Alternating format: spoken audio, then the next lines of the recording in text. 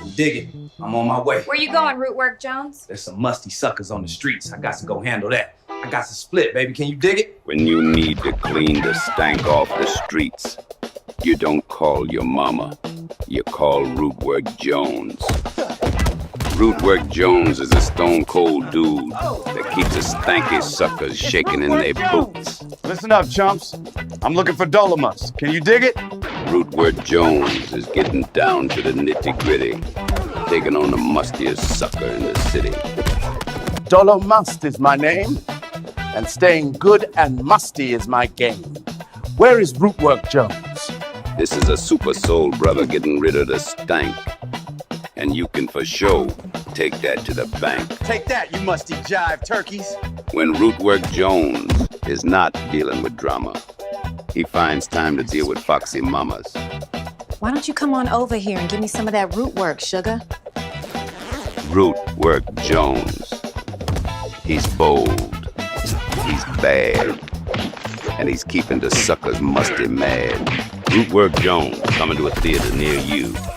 Go to rootworkstyle.com.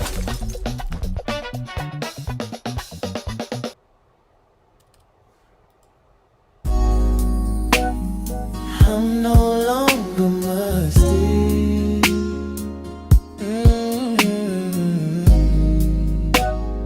I'm no longer musty. Hey, I'm no longer musty.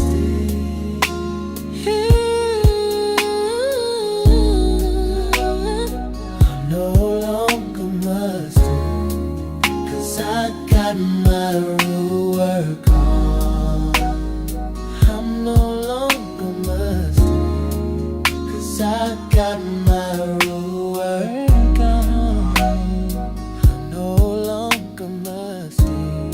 'Cause I got my root work on. I'm no longer musty.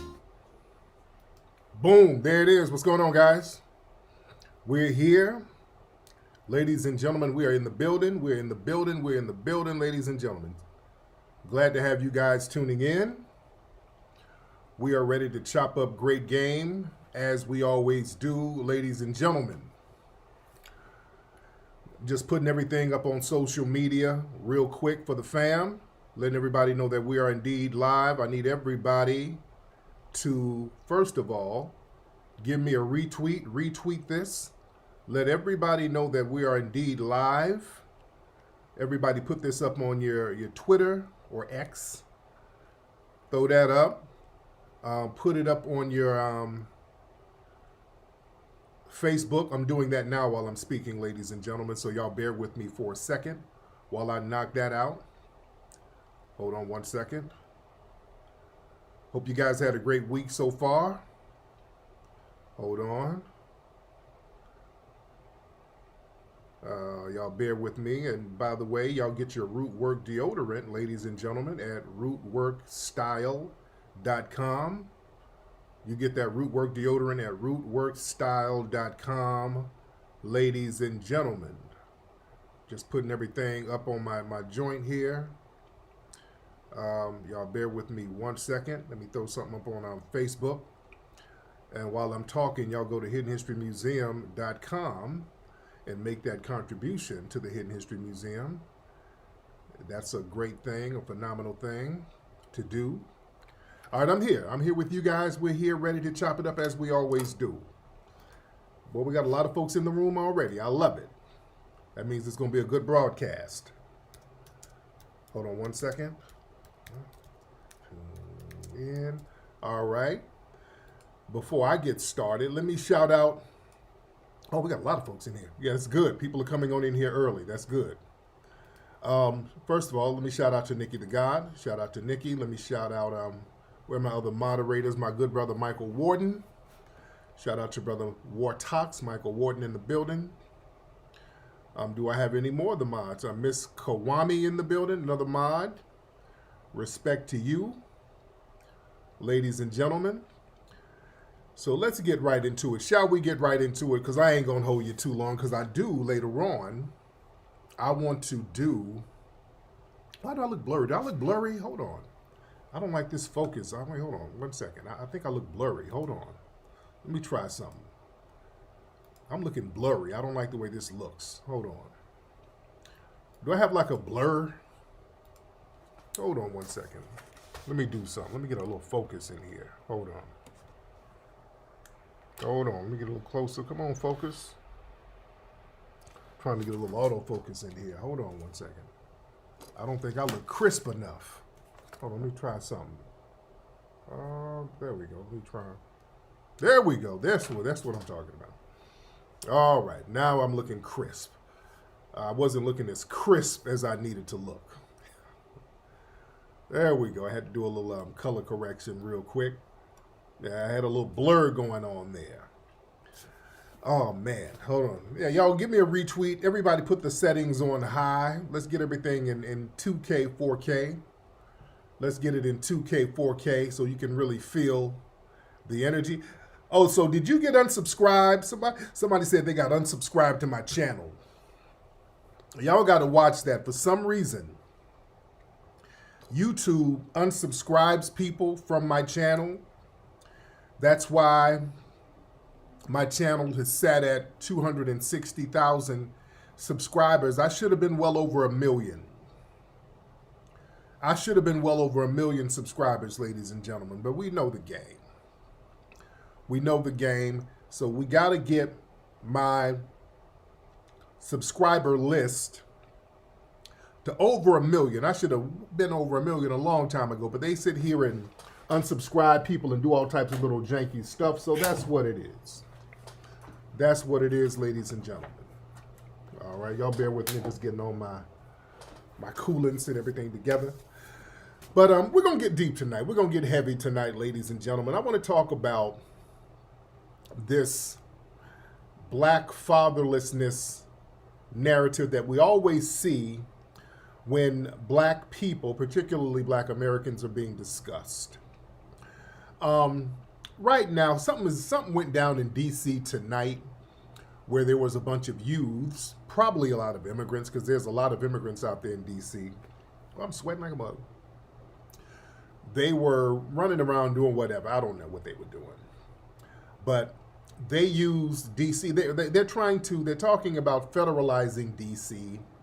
And I broke this down a few weeks ago, a week ago, talking about how they're going to use tough on black crime as an excuse to federalize Washington, D.C. So there's another incident that's going on there now. Some cats out there wilding, most likely immigrants, running around wilding in D.C. I don't know all the particulars of it. It's inconsequential. It's consequential but inconsequential because they're going to do what they want to do anyway, the white supremacists. But a week or so ago, when there was an incident where this employee who worked for Doge, he allegedly got jumped. This white boy who got jumped by a bunch of black youths. Well, the white media really ran with this narrative, oh, black culture, black culture, black culture. And then they got all of their bootlicks to follow the same talking point.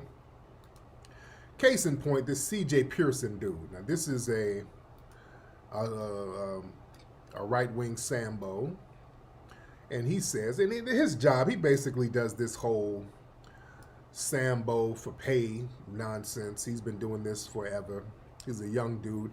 And he's little, from what I understand. When I read some information, they said the dude was he's 4'11".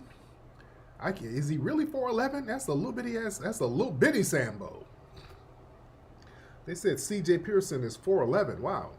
That's what the Wikipedia says, but Wikipedia, you take it with a grain of salt. But he said, I'm not going to mince words. I'm not going to be politically correct. The fatherlessness crisis in the black community is one of the primary factors fueling the wave of violence in D.C.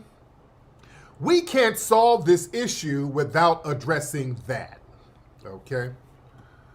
So that's one of those talking points that comes from the white supremacist think tank. Candace Owens, she likes to push that line. They get a lot of their bootlicks to push that line. A lot of the white supremacists push that line. The problem in the black community, it's not white supremacy. Oh, no, no, no. White supremacy is a myth. White supremacy has been over with for so long. Everything is equal now, so it's not white supremacy. All the problems that black people face culturally, it's the lack of fathers. So it's those hood rat black women having babies out of wedlock, and that's causing all the problems. That's the propaganda that they've been pushing really since the 60s. They started that in the 60s. Yeah? And understand that absent black father lie, that has always been a propaganda tool. The white supremacists, they like to push that stereotype like it's gospel. Even the CDC, their own stats proved otherwise. They said black fathers, even the ones that are not living in the home, are more hands-on with their kids than fathers of other races. They said they read with their kids, help with the homework, bathe them, have a daily, higher daily engagement with the children. And that whole absent black dad thing, that's propaganda. It's designed to make black men look inherently irresponsible and degenerate. Okay? And we've discussed this before. And the whole single parent household, that's the statistical trick. When the census calls a home single parent, let's be clear, that doesn't mean the father is absent. It doesn't count if the dad is nearby or if the dad co-parents. And if people get divorces, people get separated or whatever, that doesn't mean that the father is not still active in the life of the child. You understand? So that erases the whole extended family network that a lot of foundational black Americans have relied on for generations. So that stat is really cooked up to inflate the whole fatherless number. So the dominant society can push that whole moral deficiency narrative. And listen, father removal, that's a state policy. That's not black culture. Like mass incarceration, targeted policing, bogus child support enforcement. These are designed to physically remove black men from homes, locking brothers up for petty charges, giving them a record that keeps them jobless, then turn around and use the so-called absence as proof of cultural failure. See, that's a deliberate loop. That's not an accident. So we've got to understand where this stuff is coming from and why it's out there. Economics, ladies and gentlemen, drives marriage rates, not morals. When an economy is gutted, ladies and gentlemen, factories close down, jobs vanish, marriage rates drop in every community. White society, they lost factory jobs too, and marriages dipped for them too. When y'all start losing jobs in the white community, your marriages drop too. But when it happens to black people, all of a sudden it's a cultural thing. It's a moral thing. And basically, that's just a code for them ignoring the economic sabotage that they commit in black neighborhoods, in black areas. We are deliberately sabotaged. Let's just be very, very realistic. And let's be honest, when we look at the crime rates, that crime rates don't really match the fatherless story. If fatherlessness was the magic cause of crime, then the crime rate would rise and fall with the numbers of single-parent homes. It doesn't. Crime actually dropped dramatically in the 90s and 2000s, while single-parent homes, quote-unquote, stayed high. So that killed the whole cause and effect argument. But that myth persists because it's politically useful. You understand? It's still a very politically useful myth. Y'all give me a retweet. Let's get about 6,000 to 7,000 people in here. We need to get folks up in here. Let folks know that I'm live. And listen, the U.S., man, has the highest single-parent rate all across the board. This is a national issue. See, America, they have more single-parent homes than any other industrialized nation anywhere, across all races. And, you know, it's because of the weak social safety nets and expensive housing and low wages, these are problems that hurt everybody. But black people get singled out as if we invented the whole phenomenon. So that selective targeting is basically anti-black racism. Yeah?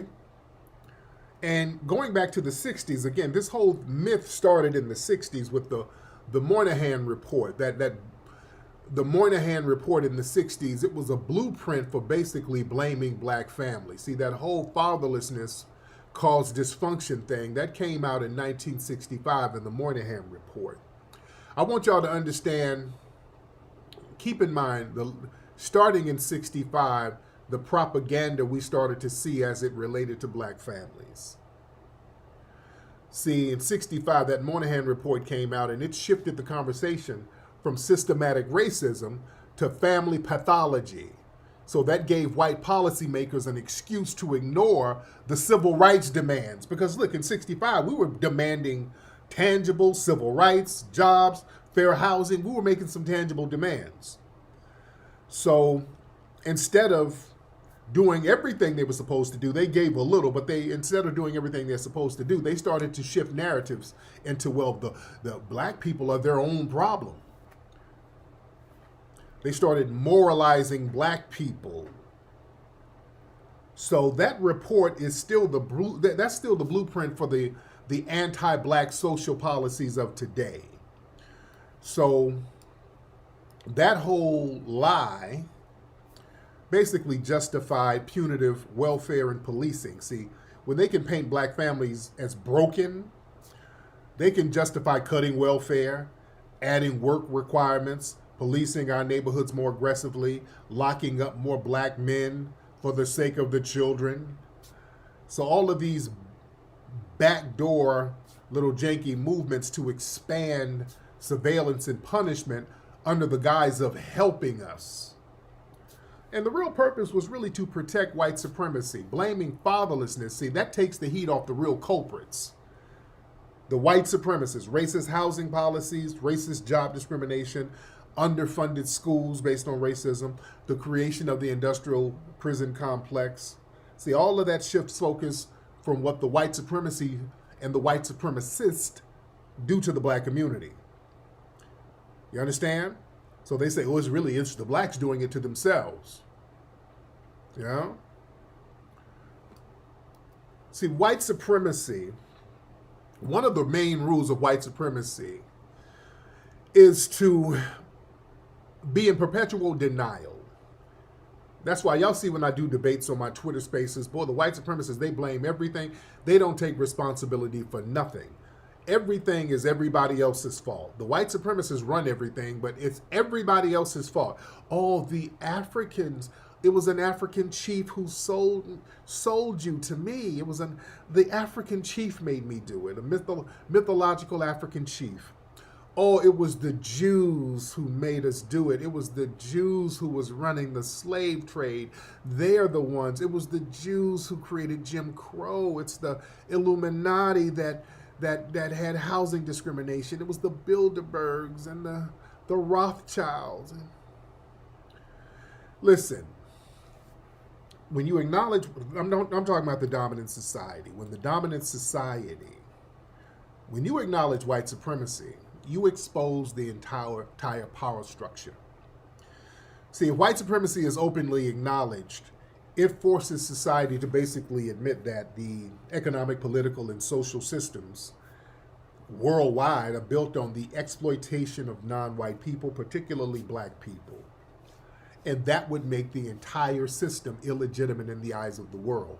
So denial protects the foundation of white supremacy. Denial shifts focus onto the victims. See, when you deny systematic white supremacy, you automatically create a space to blame black people for their own problem. Bad choices, culture, fatherlessness, not working hard enough. See, that flips the roles. See, that makes the oppressor look innocent and the victims look defective. And also, if you admit to white supremacy, that creates legal and financial liability. See, if white supremacy is acknowledged, that opens the door for reparations, lawsuits, global accountability. So denial, that's a form of self-protection for the dominant society. Admission equals debt. Debt means paying back what was stolen. That's why everything is all about denial, denial, denial. See, denial keeps the white supremacist brand clean to them. See, the white supremacists, they thrive on branding itself as fair, democratic, and moral. Even if they admit that the system is inherently racist, it destroys that whole land of the free sales pitch to the world. So denial allows America to market itself as the beacon of freedom while they practice racial domination at home. And also, it protects white unity. See, when you acknowledge white supremacy, that could cause division among white people. Because, see, that will force a conversation about who benefits from it and who should give something up. So, denial maintains a racial solidarity pact. White people might disagree on politics, but they unite when it's all about pretending systematic racism isn't the root cause of inequality. They get on code for that. And also, listen, man, denial, that allows them to practice white supremacy and continue it under new names. See, if white supremacy is never named, it evolves and it rebrands. You notice that? So slavery becomes sharecropping. All right? Jim Crow becomes tough on crime policies. Redlining, it becomes urban renewal. Yeah? So you deny the system, you can keep the whole exploitation going without being called out for it. See, that's why they hate folks like me who always use the term white supremacy. All of it is white supremacy. Jim Crow, white supremacy. Slavery, white supremacy. Segregation is white supremacy. Let's be real. That's what it is. Segregation is white supremacy. We weren't segregated. The white people weren't segregated. I want you to think about that. Think about segregation when they say you're segregation. White people weren't really segregated. White people,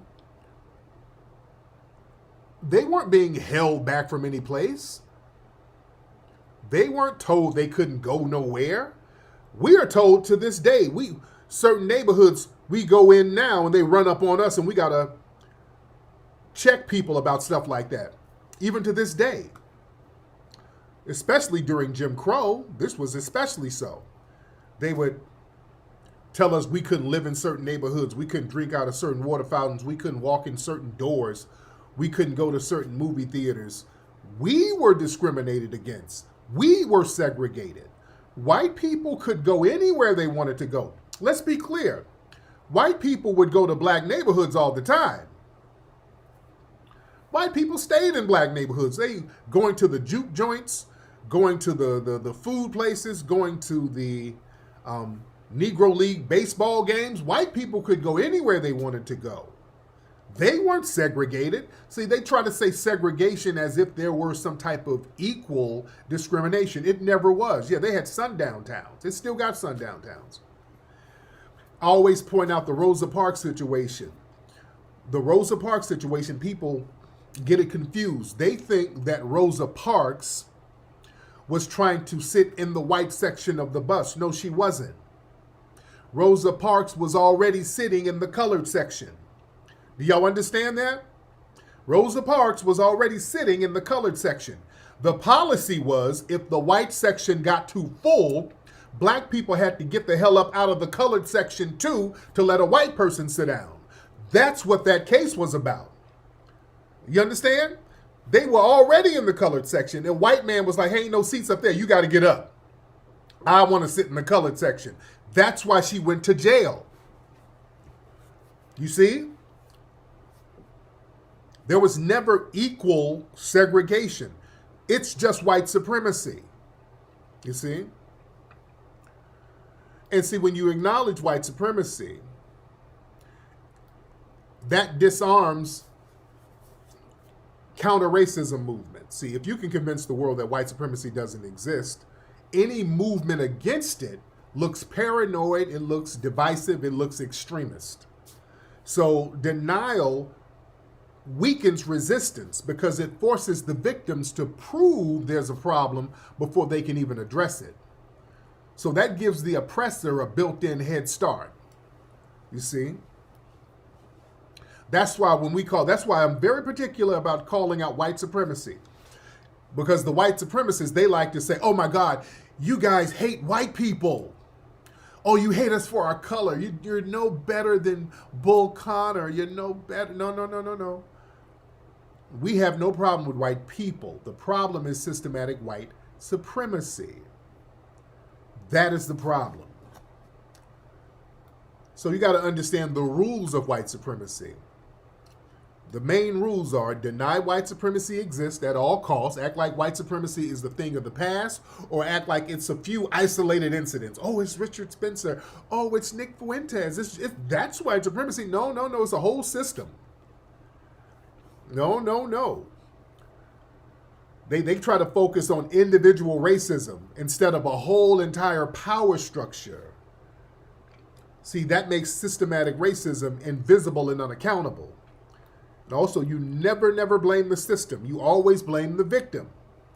If a black community is struggling, the narrative is, it's not racism, it's bad choices, lack of work ethic, broken culture, no fathers. So you flip the script so that white supremacy looks innocent and the victims look self-destructive. And the goal is to keep systematic racism off the hook. And also, you maintain power through controlled diversity. See, if you sprinkle just enough diversity in the media and in business to make it look inclusive, but never enough to threaten white dominance, see, that's controlled representation, and it works as camouflage to hide the deeper racial hierarchy. This is why they'll go get some East Indians who hate black people too and say, hey, look at this dark non-white person. They'll go get Vivek and look, diversity. We're not racist. We got Vivek. Vivek is more anti-black than you. You understand? So that's a little trick they play. You know? So you got to be careful when you start asking for diversity. So when you start saying, hey, we need some black representation. Okay, come on over here, Candace Owens. There you go. But she hates black people. Well, you wanted black representation. I mean, damn, come on, guys. I'm not going to police her views. If we say, hey, they always play little trick bags on us. If we say, hey, man, there's a lot of white models here. We on Vogue magazine and all of this stuff. Why don't we get some black models and some black women representation on the magazines? Oh, you want some black models? Okay. Come here, Gabby Sidibe. We're going to put Gabby Sidibe on the cover. Oh, no. We're going to embrace all body types, and we're going to let Gabby Sidibe be the face of it. You want a diversity, right? So it's always some little trick bag that they have, that they maintain white supremacy by nudging each other. You see? So the thing is, we better understand how this game works and understand where it started. The whole fatherless thing, going back to the whole fatherlessness nonsense and where that came from, and again, how it started in the 1960s. Like I said, that narrative started with the Moynihan Report. Yeah? And then we started to see it on all of the TV shows starting in the 60s. You see? We started to see that on all the television shows. And the reason why they had to change the narrative, see, they had to reframe civil rights into a black problem. See, after the Civil Rights Act and the Voting Rights Act, there was a conversation shifting towards systematic repair, jobs, housing, reparations. So they had to start flooding the media with broken black family imagery. So they had to redirect focus away from dismantling white supremacy towards fixing black people themselves. So we started to see a lot of propaganda in the 60s. We started to see this whole thing where after the Moynihan Report, the whole breakdown of the Negro family, Hollywood became a propaganda arm to prove Moynihan's theory visually by giving the public the impression that single black motherhood was the default reality. I want to get deep for a minute. I want y'all to follow me. So they had to make black men look irresponsible and non-essential. So they had to start showing generation after generation of fatherless TV families that planted the idea that black men were either absent, dead, or in prison, pretty much making them seem unnecessary as providers and leaders in their community. And that made it easier to justify excluding them from jobs, leadership, and political influence. And that was also designed to make the reinforcement of gender divides within the black community even stronger. Them constantly portraying black mothers as the sole parent and fathers as absent, that was a way to pit black women and black men against each other to fuel mistrust, resentment, and division. And they wanted to weaken collective unity that could have been used against systematic oppression. See, when black men and black women are here, we're unstoppable. We are a force to reckon with. When black men and black women are on the same page, that's a problem to the white supremacists. You understand? They had to undermine that image of the strong black patriarch. See, during slavery, Reconstruction, the Civil Rights era, black men who were strong family leaders, they were a direct threat to white dominance. So they had to erase them from popular imagery. So Hollywood weakened that whole perception of black male authority in the public mind. So what did we start seeing in the 60s, family? Look at the stuff we start seeing in the 60s. In around 1968, and I talked about this before, there was a show with Diane Carroll called Julia. That was the first time they had a black female lead in a primetime sitcom. The character was a widowed single mother raising her son alone. So the dad was conveniently dead. So that allowed Hollywood to present a respectable single mother without challenging the absentee black father trope. You see? So now this single black mother with a dead husband is making it on her own. And then other shows started to follow. There was a movie with Diane Carroll, early 70s, called Claudine. She was another black single mother with multiple children, and she was in a relationship with a garbage collector. And it highlighted welfare policies that punish marriage and reinforced that whole black mother raising kids without a solid black father trope. We start to see a lot of this weird stuff. There was another movie in early 70s. Some of y'all might remember, some of the cats who were a little older. It was a movie with Cicely Tyson called Sounder. It was a movie set in the Great Depression South that followed a black sharecropper family after the father is sent to prison. I remember that movie as a kid. So the father's and he's gone due to incarceration. So the emotional weight is placed on the black mother and her resilience. So again, you had to center the strong single mother having to hold the family together. How many of y'all remember Sounder, that movie? The dog's name was Sounder. They had a dog. Oh yeah, thank you for the super chats, ladies and gentlemen. Thank you for the super chats. But it goes deeper. It goes deeper, ladies and gentlemen. There was a show in 1974 called That's My Mama. It was a sitcom on a black man raised by his mother in Washington, D.C., no father present. Yeah? How many of y'all remember That's My Mama? Then you had Good Times. Now, Good Times is heavy. Good Times, they always wanted Florida Evans to be a single mother.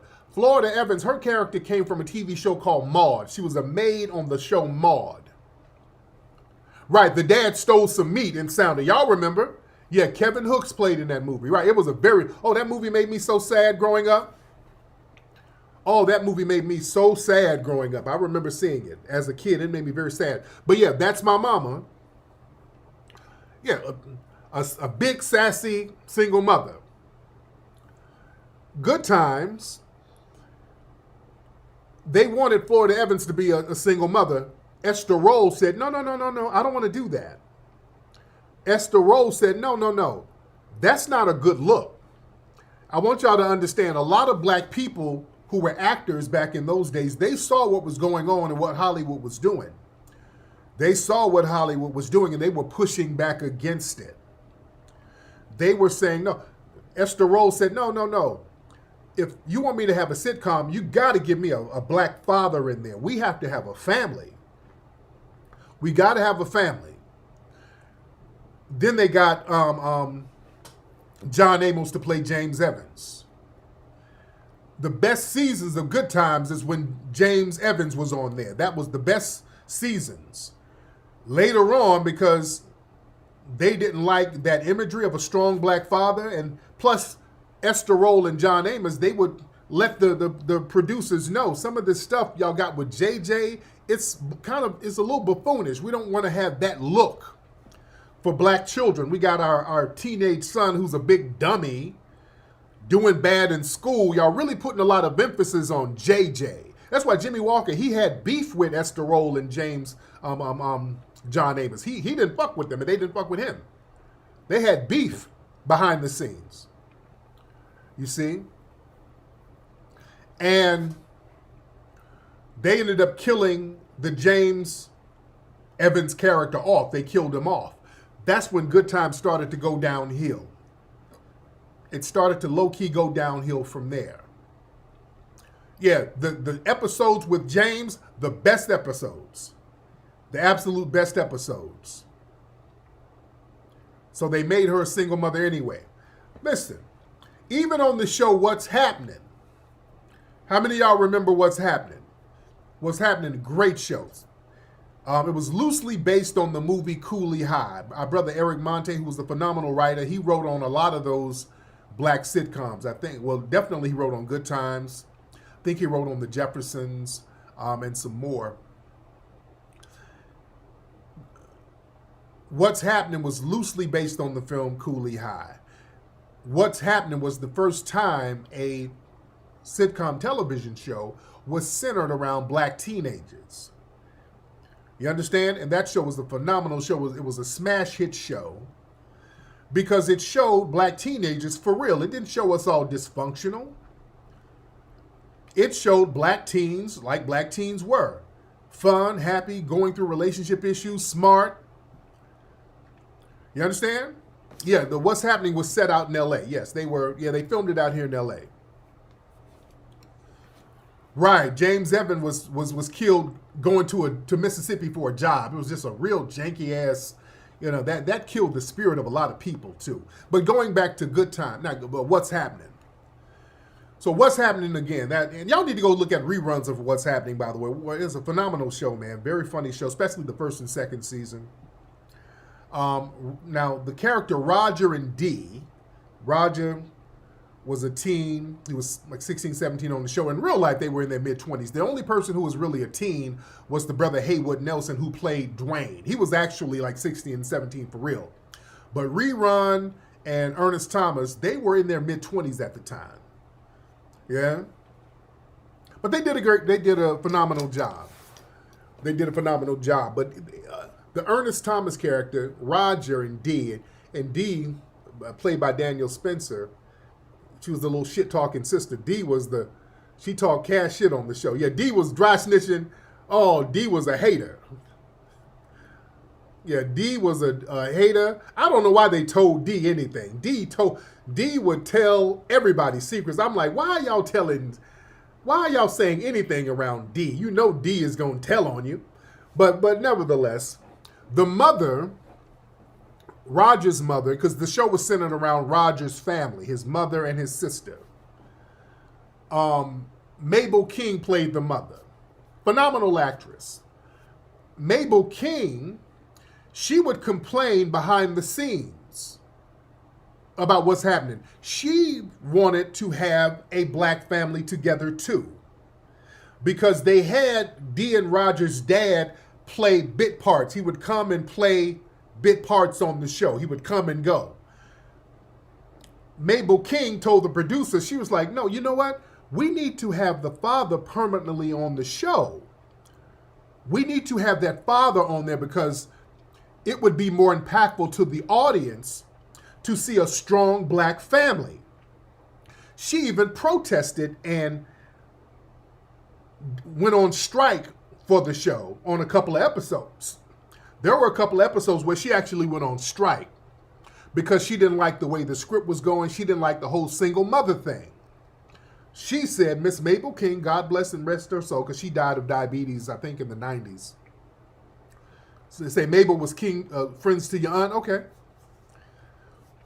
But yeah, even she was complaining about the whole single parent thing, saying that, yeah, they made her a divorcee. And they would say, hey, no, we got to, it'll be better to have the family unit there. That'll be a better look. They're like, oh, no. Those Hollywood producers, they were hell-bent on that black dysfunction trope. That black family dysfunction, that irresponsible black man trope. The black man ain't there. You see? So that was a big thing going into the 70s. So that was the dominant society. That was their attempt to kind of present black dysfunction as self-inflicted and not systematic. See, if the public believes that black communities are suffering because of fatherlessness, then systematic racism and economic exclusion and redlining and mass incarceration, all of that fades into the background. Then the problem becomes their culture and not their system.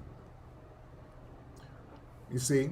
So also what they needed to do, having that broken family, absent black father trope, that provided a moral justification for disinvestment. So why invest in housing and schools and in business development in black areas if they're broken and they can't even keep their families together? So why should we invest in this and that? So that gave cover for a lot of cities to really neglect a lot of the infrastructure, defund a lot of black communities while blaming the people. They defunded a lot of music programs and things like that. Well, why should we teach these Negroes music? Well, that's where hip-hop came out of. Hip-hop came out of the defunding of music programs. So they're like, hey, we'll just do music. Let's get our parents' turntables and scratch them breaks and we'll rap and sing over that. Yeah? So we got to understand how they needed to exploit that stereotype globally. See, in the 70s, that was the rise of a lot of U.S. television and film exports. You know, the motion picture industry really got back on its feet in the 70s, really because of the Blaxploitation movies, and I've talked about that before.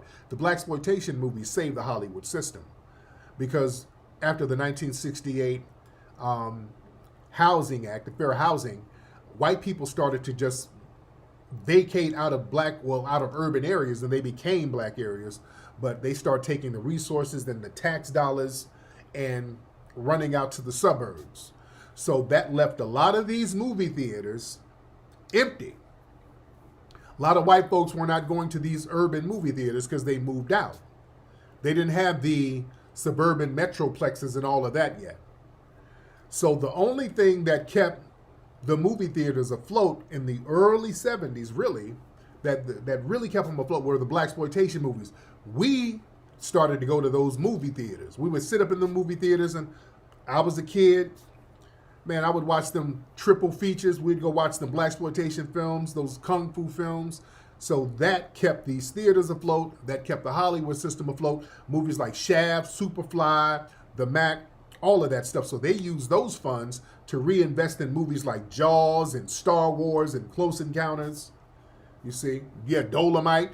Y'all got to understand, those were huge movies back then. You look at them now, they look cheesy, but those movies were huge back then. They made a lot of money. Yeah? No. You say, do I think it harmed the community? No, I don't. But the thing is, like I said, they started to export a lot of these single parent tropes, and they pushed that trope into the global media. So the white supremacists, they could control the images of black people worldwide, basically presenting us as inherently unstable and in need of white intervention. You see? So that's why even to this day, if there's not a white savior somewhere, they don't like rocking with it. Anything black that does not have a white savior, they have a problem with it. Just like I was talking about the other day, I was talking about our good brother Shador Sanders. His rise to the NFL, there was no white savior in that. That's why they have a problem with them. You see, they like for us to have a white savior. Shador went to an HBCU initially. His dad was his coach, came from an affluent black family. Yeah. There was no white agent that came and saved him, no white benefactor that came and saved him, no white sports agent or coach, or no white school that came and saved him. He rose up through the ranks and he became great because of black society. Just like Larry, LeVar Ball as well. Same thing. LeVar Ball, they had a problem with him. They don't like them black fathers. Yeah, whenever there's a black father stepping up, making things happen, making their children great, they have a problem with it. And let me tell you something. You want to talk about how great black fathers are. Look at a lot of black people who are great. Especially, let's look at our athletes who have the black fathers around showing them the game. Kobe Bryant, his dad, Kyrie Irving, so many. Michael Jordan, Tiger Woods. Remember, y'all remember seeing Tiger Woods with his dad teaching him golf? It was his dad. Venus and Serena Williams. Yeah. You see? Yeah, now going back to what, now remember, now black people in these shows going back to the 70s, they would show black people dysfunctional, and the black family was inherently broken, and these black single mothers, the black fathers were gone, and all these children are doomed to poverty. And what did they do on the flip side? They got black children or black students and gave them white saviors. How many of y'all remember the TV show The White Shadow? How many of y'all remember that bullshit? About a black basketball team had a white coach who taught them how to be great. How many of y'all remember The White Shadow growing up? This is some of my old school listeners. Y'all remember that? They had The White Shadow. Then they had Welcome Back, Kotter. You had all of these minority students who were called sweat hogs, who were dysfunctional students, who had a good white teacher showing them the right way. Oh, yeah. Dude, yeah, go look that up. They had a show called The White Shadow. Then they had Give Me a Break with Nell Carter, the big black woman who was basically brought into a white family as what was she, the housekeeper or something? To the white family. You see? Then you had Different Strokes. You had these black kids from the ghetto, and the white rich millionaire man brought them into a mansion and showed all of these poor ghetto children from these dysfunctional homes. He brought them into a mansion. They're living high off the hog. Then they got the show Webster, where Emmanuel Lewis brought them into a white family, showed them all of this greatness. The propaganda was heavy back then, man. The propaganda was so heavy. So when you show a black kid in a white family, everything was just popping with the white family. Everything was popping with the white family. So they're sending messages out there. Those messages were deep, man. There was some deep-ass psychological programming. Yeah, then the show Benson. They had the black housekeeper, the black butler being ingratiated into the family. Yeah. So our good brother, Dr. Bill Cosby, kind of helped change that narrative with the Cosby Show. Thank God for him. That's why Cosby was such a phenomenal show, and it was such a phenomenal image for black people. And shout out to Emmanuel Lewis. I like Emmanuel Lewis. I like him. Emmanuel Lewis is a player. I like Emmanuel Lewis. Yeah. He's friends with my homie Snow down in Atlanta. I haven't met Emmanuel. I would see, when I went to Atlanta back in the 90s, I would see Emmanuel Lewis at the club. He would always have some honeys. His little ass would have some dimes with him. You know? But, yeah, the show Different Strokes and stuff like that, they were very exploitive. And those black child actors, oh my goodness, stuff. They talk about the different stroke curse, because all the kids from that show, just bad things happen. You know, Todd Bridges got on the narcotic bad, and the girl Dana Plato, she died tragically. Gary Coleman, we saw what was going on with him, the tragic stuff that was happening, and he was adopted in real life. Gary Coleman, he was adopted in real life.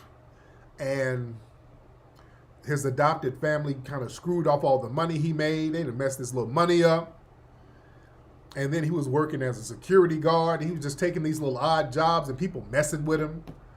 So I felt bad for our brother Gary Coleman, man. He was a little dude, had some kind of growth issue, as you know.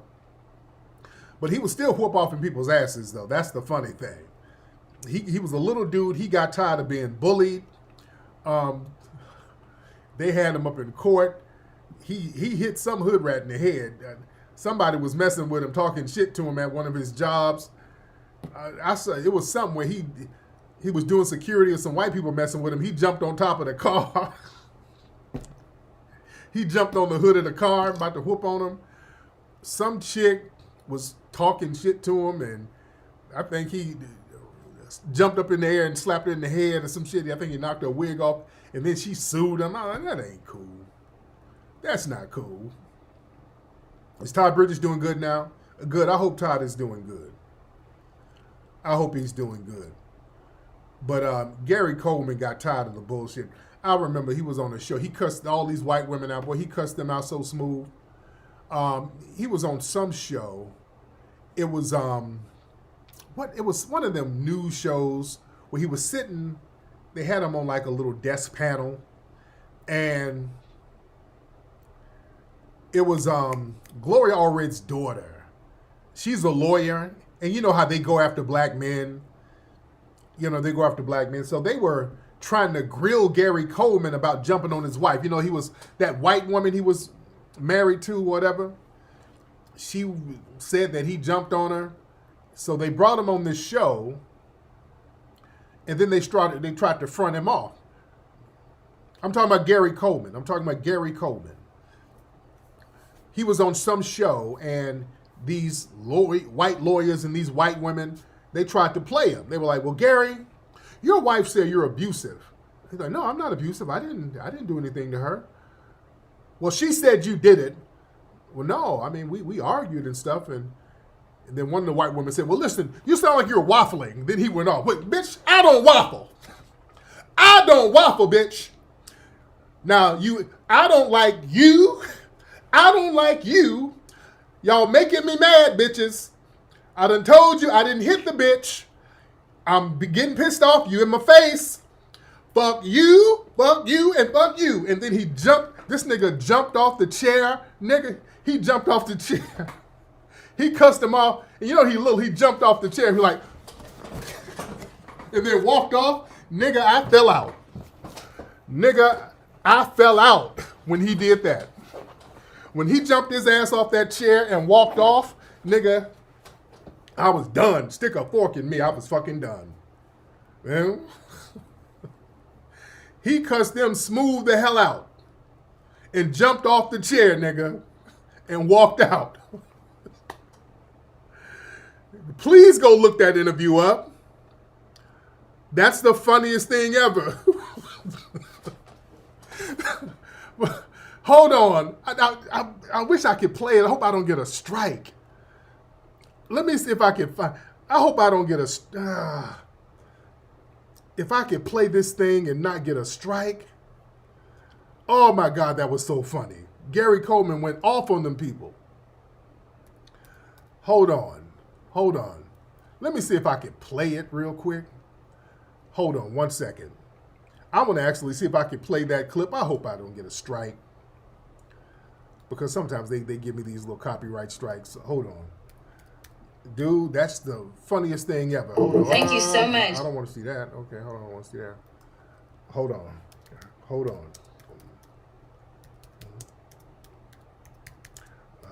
Hold on 1 second. Let me see if I can find that. Because Gary went the hell off. Oh, yeah, this is it. Oh, what show is this? Hold on. It was on the Insider. Okay, yeah, okay. Oh, I don't want to get a strike on it, though. Oh, I don't want to get a strike. Hold on. Let me see if I can. Gary, I just want you to. Hold on.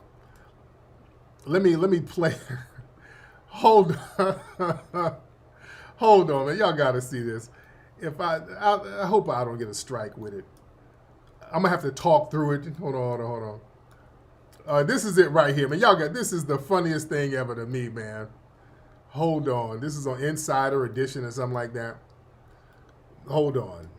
Because Gary went smooth the hell off. 1 second. Hold on. Set the record straight here, just point blank. Do you have a volatile relationship with your wife? Okay. So Gary's trying to be cool. Hold on. Have you ever physically touched her? No, I don't have a volatile relationship with anybody. You know what I mean? So Gary's trying to be cool. He's trying to be cool. He's trying to hold it together. He's trying to be cool. And look how old girl is. That's Gloria Allred's daughter. Look how she all in his face.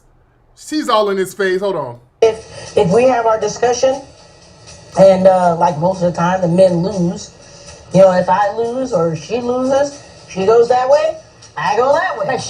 All right. Now look how little. Gary is like 4'2" or something. He's little as hell. She went not just this way, she called the police and said that you had assaulted her. Oh, then they got to do this. Oh, look how they got this, brother. Hold on. Hold on. Okay, let me go forward. Hold on. All right. I can believe that all day long. I don't care. Well, why don't you flat out deny it then, right here? Because otherwise everyone's going to look at this and say he's waffling around and he probably I did don't it. waffle. There is no abuse that goes on in my house. I don't waffle. Oh, they didn't set Gary off. Hold on. Now, if people believe that I'm waffling, then they can go do what they need to do. Did you abuse your wife? Did you abuse her? Did you lay your hand? Oh, look at her, all up, being aggressive. And you know what? You can go the same place. Did you? You lay your hands on your wife, Gary Coleman? Because she says drown you did. yourself in the ocean. She says you did. You know what? I have this on my head because I fell down the stairs. And I think that white woman was jumping on Gary, allegedly. Hold on. I don't want people thinking that my wife is abusing Why don't me. you want to answer the question about whether you abused Because your you wife can go and yourself. everything else? Pardon me? You can go yourself.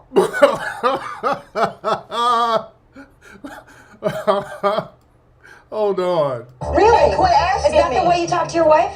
Yes, I have to, if I need to, but I don't. And I don't know you, and I don't care about And you. is this the kind of your anger life that leads to your doesn't physical assault? matter to me. Oh, Gary is snapping. Let me tell you So what my life doesn't matter to you. But Niecy Nash, I think Niecy's trying to save him. Niecy's trying to shout out to Niecy Nash. Or get hit by a bus tonight. I'm not gonna care because she's pushing my buttons, and I don't like her now. And the next thing I'm Not gonna just do tonight. is leave. Hold on. All of you. No. Nigga. When he jumped off that damn chair, nigga. Oh, I gotta play the chair jump one more time, nigga. The chair jump was the chair jump for me, nigga. Hold on. I'm gonna do tonight is leave. Hold on. So all of you. Gary, come back. No, you. Oh, Gary went out the door cussing all of them out. Like, fuck all of you. Nigga. Shout out to the legend Gary Coleman, man. Gary crashed all the way out on their ass, man. Oh, when Gary jumped out that chair, nigga. So, play it in slow speed. You know what? Let me do that. I'm about to play that in slow mo. Oh, goodness. Oh, my goodness, man. Gary crashed out on him, man. It was the chair jump for me. Oh, that chair jump. He jumped out like a little ass G. Shout out to Gary Coleman. He jumped out that bitch like a little old gangster, didn't he?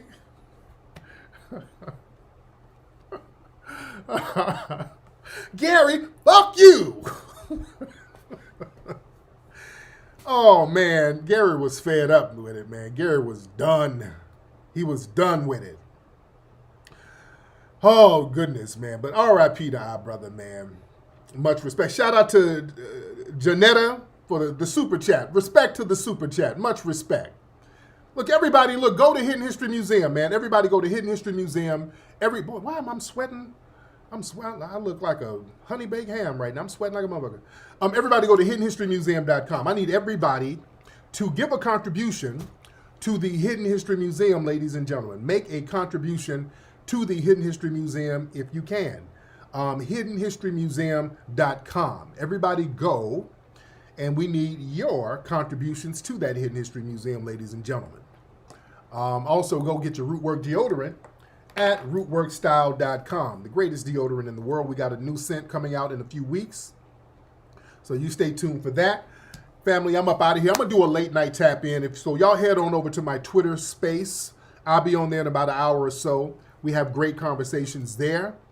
All right, family. Shout out to everybody for the super chat, man. Much respect to you guys, man. Shout out to all my super chat folks, man. Much respect. And you guys have a good one. Y'all go to my Twitter and y'all subscribe to this channel. Make sure you subscribe. Hit the subscribe and the like button here. All right, guys. Papi Akute, Lola Vube to the family.